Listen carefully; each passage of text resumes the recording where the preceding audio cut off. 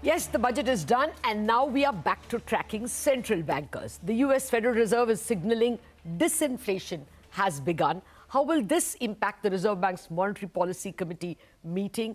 As always, CNBC-TV18 Citizens Monetary Policy Committee meets to discuss whether or should the Reserve Bank hike rates. Joining me now are Chairman Pronab Sen and members of our committees, Samiran Chakraborty of CITI, Soumya Kanti Gosh of State Bank of India, Sonal Verma of Nomura and Sajjid Chinoy of JPMorgan.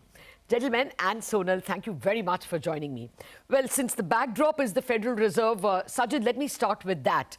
The Federal Reserve is signaling disinflation has begun, and it's a small, only 25 basis hike that we got from them. The ECB and the BOE are still hawkish. So should the MPC still worry that the global banks are hiking and so we can't pause? Lata, since we last met, the odds of a soft landing in 2023 have actually increased. The IMF, for example, still expects growth to slow in 23, but less than what was presumed a couple of months ago. A lot of this is because China has reopened faster. The data flow in Europe has been better than was expected. So on the margin, markets are more hopeful that growth, the slowdown will be less. We've begun to see the disinflation. We're heading towards some kind of soft landing. But paradoxically, this actually makes the job of emerging market central bankers harder. Why is that? Because you will still see a slowdown. The IMF still expects global growth to go from 3.4 to 2.9 this year, which is a full percentage point below long-term global growth average. And because you will get a soft landing and not a harder landing, it is more likely that advanced economy central banks will be higher for longer and make a type 1 error. If you look closely at what Chairman Powell said, he said they need to see evidence of substantially more disinflation, number one. And number two, they'd rather be in a situation where they do too much than do too little. Both the ECB and the Bank of England were actually very hawkish. So from an emerging market central banker's perspective, this is a difficult combination because growth is going to slow and that will impact India. But at the same time, despite the fact that there is global disinflation, it may not be enough to assuage advanced economy central banks. And therefore, the Fed will keep moving. We think there are at least 2 more hikes coming. The ECB has clearly said another 50 basis points and then more. The Bank of England has more work to do. And more importantly, it's not that when they raise rates and you see a cutting cycle soon, you will see elevated rates for some length of time. And this makes the RBI's job a little bit harder because global financial conditions will remain tight even as the global economy is slowing. Oh, okay. So it'll be a little tough to blink and say, I'm going soft when global central banks are sounding hawkish. But Samiran, what about the Indian external grammar itself? I mean, we do have a current account deficit. The last number is 4.4, and this year we could end badly. We could end above 3%. So do you think the RBI needs to persist with hikes to slow down imports? So, Lata, in our view, there are some sort of unexpected good news on the current account front, not so much from the goods trade side, but more from the services trade side. And that prompted us to reduce our current account deficit forecast for the current fiscal year as well as for next fiscal year. So we are now at 2.2% of current account deficit for next fiscal year. Okay. Now, 2.2% is still $85 billion of current account deficit. And that means we require $85 billion of flow just to match the BOP, which in a year, if global dollar liquidity gets tightened, it's not going to be an easy thing to do. So my point is that the RBI cannot take its eyes off this issue. And while we accept that the December quarter BOP might have turned positive, what we are witnessing in January, these sporadic bouts of portfolio outflows, etc., it immediately makes the INR almost a worst performing currency in the EM space in the month of January. So in some sense, if we don't stay along with the rest of the central banks, this problem can persist for longer, elevated by tight global liquidity and idiosyncratic shocks. So even with a much more benign current account deficit forecast, I think this is a factor which the monetary policy cannot completely ignore. Okay. Well, the year-to-date performance of the rupee versus Asian peers will hopefully come up for you. And this is a quarter where rupee should do well. It's normally a time when export inflows come in. We have 0.75 appreciated vis-a-vis the dollar, but all other currencies have appreciated 2 to 4%, so we are clear underperformers. But deficit, I mean, let's not forget we have this big budget just behind us, and one of its excellent performance has been on the fiscal deficit front. It has got all-round praise. So, Soumya, on that, if the fisc is tightening and we have a slowing economy, should the RBI also persist with slowing the economy? Can they pause? Yeah, thank you, Latan. I think that's a very relevant question because all through the pandemic, we have seen that the monetary and fiscal policy have worked in coordination. So, whatever actions the monetary has taken, the fisc has supported it. Now, the question comes is that the fisc is actually decided to go on its path of fiscal consolidation. Borrowing numbers are in line with market expectation, are in fact lower than the market expectation, slightly lower. And given the fact that as Samiran pointed out, rupee disturbances, but my sense is that it is also has to do with the RBI significantly recouping forex reserves. Forex reserves now almost recouped more than 60% of the lows. So that could be one of the factors which is holding back and rupee appreciation.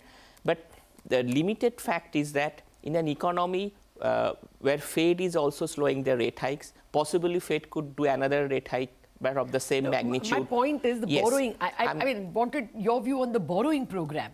The borrowing program is a little more controlled, at 15.5. So, can the Reserve Bank? Yes. So basically, if you specifically look into the borrowing program, I think if you look into the composition of the GSEC program, the RBI and the banks and the insurance companies subscribed around 60% of the overall pie. Now, in an economy whereby in the next year, if we actually look into the question of this subscription, it is possible that every time the banks or the insurance companies may not have the appetite to subscribe to the 60% of the overall pie, even though the pie may not have got significantly earlier.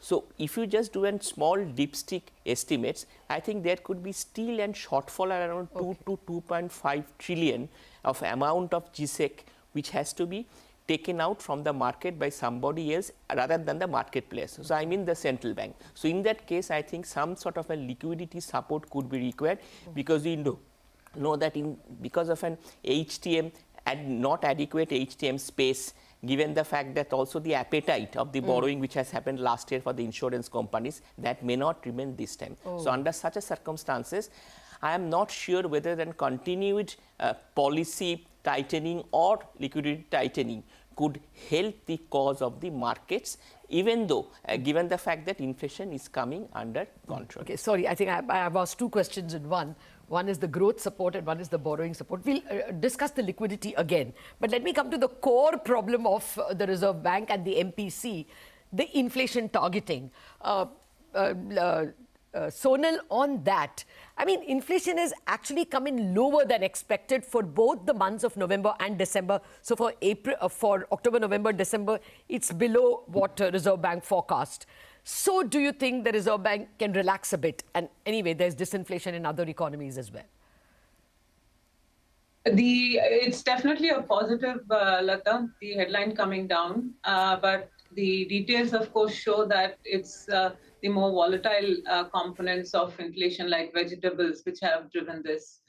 The core basket on aggregate is still sticky. But even there, like if one splits out into the details, the commodity side of the core basket, the super core, as we call it, momentum, which was trending around 6% on an annualized basis, in the month of December has actually come down to around 4.5% on our estimates, but it's just 1 month.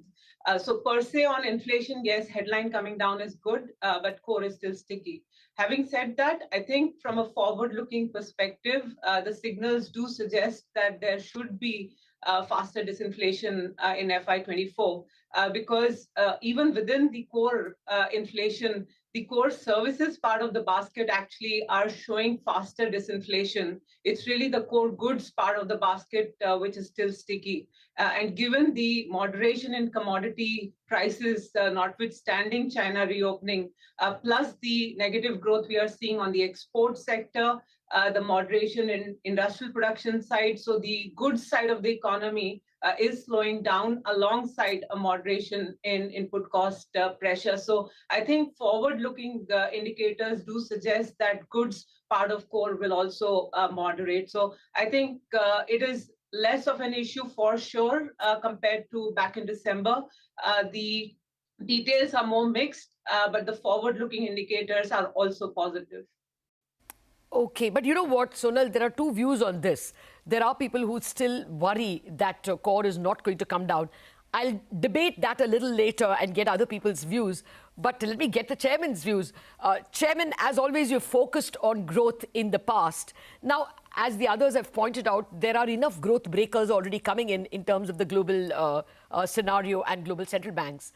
So do you think this once the Reserve Bank and the MPC should pause in aid of growth? Lata, in any case, I think the growth momentum is going to slow down quite substantially. And I think we are in a situation now, at least the RBI, given that the budget is now unknown, the RBI is in a situation that it doesn't quite know which way to jump.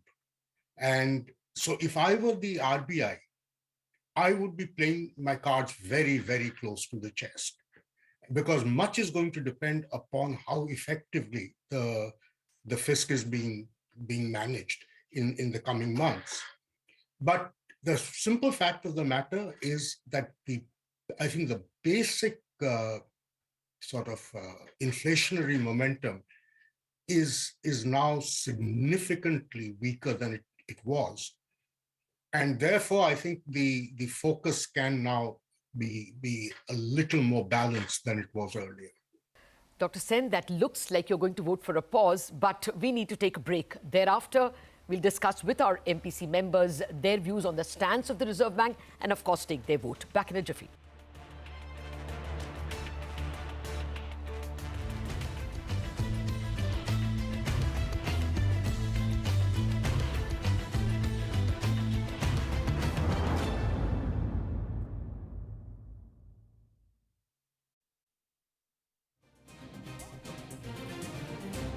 नहीं रुक Well, SBI has come out with its Q3 results. The numbers are much better than our expectations. The asset quality has improved massively. They are down to about gross NPA ratio of 3.14% when compared to about 3.52% in the previous quarter. The net NPA is also down to about 0.77% versus 0.8% in the previous quarter. So looks like, there is a write-off that might have happened in the asset quality, which might have led to improvement. Overall, the NII and PAT is also ahead of our poll. We were working with a number of, about 2.5% sequential growth. That is about 13,500, 13,600 crores. But the profit has come in at 14,200 crores. So prima facie, the numbers look really good on the asset quality as well as the P&L. The asset quality largely might have been driven by the fact that, there are higher write-offs that might have happened. Overall, the numbers really look good for State Bank of India.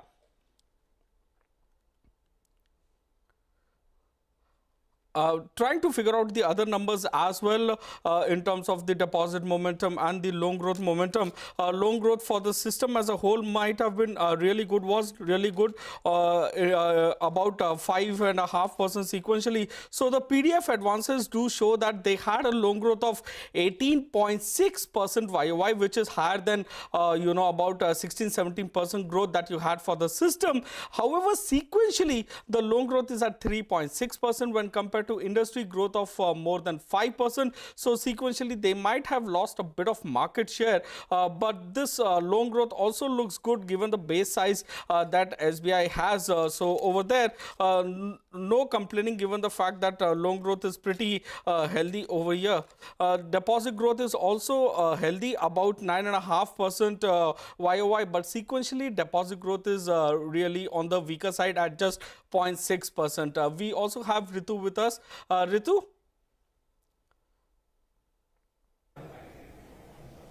Well, Abhishek, like you summarized Abhishek, like you were summarizing, the numbers are above what your poll threw up. So the numbers are good. Like you said, the asset quality is also seen an improvement. Advances growth, like you pointed out, also healthy. But what really the street wants to know right now is that as the largest lender to Adani Group, what SBI's exposure to the group is. They've said previously that they're not concerned about the exposure, that it is backed by cash flows, and it is well within RBI's large exposure framework limits, which is set at 25% for group entities of the Tier 1 capital of the bank. But we do need to hear more, especially given the rout that we've seen in the last few days in the Adani Group stocks, whether the bank has any concern at this point of time. We'd reported earlier that the Reserve Bank of India also seeking details of exposures of various banks on Adani. So we'll hear or watch out for SBI's comments on that. That is going to be very critical. The numbers, like you said, they look good. The numbers really look good. Look at the NII growth. NII growth is almost 8%, 7.9% quarter on quarter, so which is substantial. Despite weak deposit growth, the interest income is up 8.9% quarter on quarter. So they might have really felt the heat on the cost of deposit side. That is what I'm able to make out. However, the yield has been pretty good. Yes, yield across the sector has been pretty good, given the fact that for last 3 quarters in a row, banks or bankers have been raising the lending rates. We have with us Rahul Malani of Sharekhan joining us on the phone line for a quick reaction on the SBI number. Rahul, how do you make up the numbers? So good afternoon, first of all. The numbers are above estimates, consensus estimates and our estimates. In terms of loan growth, continues to be strong. However, deposit mobilization on YOY basis was at par with the system growth, but sequentially was a weak because 1%. It has shown a 1% quarter-on-quarter growth. In terms of if you look at there would have been certain 5 to 10 basis points in terms of net interest margins. And basically, the core the operating profit growth is driven by the treasury profits and the strong NII growth. Apart from that, here key focus would be in the results would be around the exposure related to Adani Enterprises of the overall group, because we had got to know about the fund-based exposures, but non-fund-based exposure plus the investment book exposure will also be important to watch out for. We also have Ashutosh Mishra of Ashika Stock Broking. Ashutosh, it looks like an operationally strong quarter now that I have put in P&L details. The provision for NPA is just 1,600 crore, which is nothing for a size of SBI. The operating profit growth is really robust at 35.6% YOY and about 18.9% quarter on quarter. So, Ashutosh, would you suggest that this is operationally, in terms of P&L, it's a strong momentum this time around? Yes, operationally, result is very good in this quarter. If you look at NI, other income, both the line. Only thing is that the quarter-on-quarter staff employee expenses has gone up. So we just need to see whether they have started making provision for the next week's settlement as such, because few of the public sector bank has that done. Apart from that, the operational result is very good. On NPA front also, overall performance looks quite satisfactory for the bank. Well, Ashutosh, as you mentioned, NPAs, the gross NPA at 3.14% is perhaps one of the lowest that you are seeing in last 30 odd quarters. In my Excel sheet, it's about 29-30 quarters. The gross NPA ratio is the lowest over there. in terms of absolute value, it's almost in line with what certain analysts were estimating, 98,346 crores. Gross NPA down about 7.9%, and net NPA is down 0.37%, about 23,500 crores. So it just looks prima facie that gross NPA might have, certain element of write-off, which might have actually aided, the gross NPA improvement. And slippages, as we all know, Kotak Securities was estimating around 7,500 crores. So we need to wait from the management with respect to slippages details. Ashutosh, with asset quality being benign and, loan growth momentum for the sector being really good, however, we might not end up the year with, 18% kind of growth. But even a 15-16% on a sectoral basis, the loan growth would look good for FY23, right? Yes, the loan growth look quite good, and even on deposit, we have to see that SBI is carrying excess SLR at this point of time. So instead of raising deposits, they will definitely try to first utilize the excess SLR, so that their PNL will be much better compared to many other banks similar size of the bank. Well, Rahul, if I could come back to you, we've seen operationally the numbers look very good. Asset quality is solid. It's seen an improvement sequentially, even if it's a bit marginally. Provisions have gone up quarter on quarter. But what would you want to hear from the management in terms of commentary? Any additional details that you would be seeking? See, basically right now the focus or the whole focus would be on the exposure regarding the Adani enterprise, whatever the whole total in terms of non-fund based as well as the investment book. And apart from that, in terms of numbers, as you mentioned, that overall commentary around the loan growth trajectory, and because overall asset quality outlook continues to remain stable to positive for the overall sector. So going forward, loan growth outlook will be because there will be a normalization in the loan growth as well as. And if you look at the excess liquidity which all the PSU banks are carrying, historically they have been carrying the excess liquidity. So there will be certain normalization in the loan growth.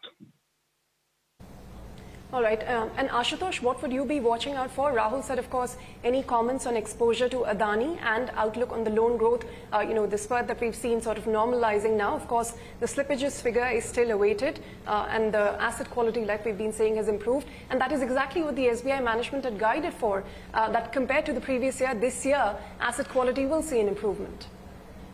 Yeah, so I will be more looking of, apart from these important points which already been raised, deposit growth momentum, what is they are thinking on that, what type of, cost increase they are seeing in the SBI as well as in the system. Second important will be the employee expenses, what type of trajectory they are going to see, because we are now seeing the next, the waste settlement provisioning has been started across the public sector banks. So what type of impact they are going to see of that, and also whether they will transition from the old accounting system to Ind AS, what will be the impact on the bank because of that. Ashutosh, what kind of stock reaction are you expecting come Monday for State Bank of India? Currently, if you look at focus was totally on the Adani Group exposure as such, and whatever they have disclosed till now, it doesn't look that their PNL will be impacted because of Adani exposure out there. Somewhere, we will see. I expect positive reactions to coming in because things will be much more clear post the con call on that front, and even the operating result is very good. So I expect a positive momentum in the stock next week. No doubt. And Rahul, final thoughts from you as well? So much clarity would be received in the con call. So apart from the Adani enterprise, which stands as a continue, which will be discussed in the con call. Apart from that, the numbers will look good, and I also expect positive momentum on Monday. Well, it is operationally a very strong quarter for SBI. If you take a look at the internals which have just come in terms of press release, the loan growth is actually at 17.6% YOY and about 3.25% quarter on quarter. The credit cost has declined substantially. The annualized credit cost is about just 0.21% or about in terms of absolute value a little under 1600 crores. So operating profit growth has been pretty strong. The NII growth remains robust despite the fact that they had lack of deposit growth. Now, the management did tell us last time around that they will be using a part of their investment book if at all the cost of deposit rise. So for the loan growth over here. So we are seeing that momentum over here. However, the CD ratio still remains at comfortable level or below industry average at about 74.4%, which is comforting given the fact that for another quarter they can grow the loan growth without any hiccups on the deposit side. So overall strong operation performance coming in from SBI. Back to you, Ritu. Thanks, Abhishek, for wrapping that up. We're just standing by to hear from the State Bank of India management that is set to brief the media on their third quarter earnings. For those of you just tuning in, State Bank of India has just reported its third quarter numbers. They're better than what the street had estimated. Credit growth of 17.6% YOY, domestic advances growing by 16.9%. Those are good numbers from SBI. The gross and net NPA ratios also improving sequentially. Net NPA down to 0.77% for the quarter, and gross NPA at 3.14% for the quarter. The slippage ratio for the third quarter stands at 0.41%. We're still waiting for the fresh slippages for the quarter. So stay with us. We'll be back with more coverage on the State Bank of India numbers. For now, we'll just take a short break and be back with you in a moment.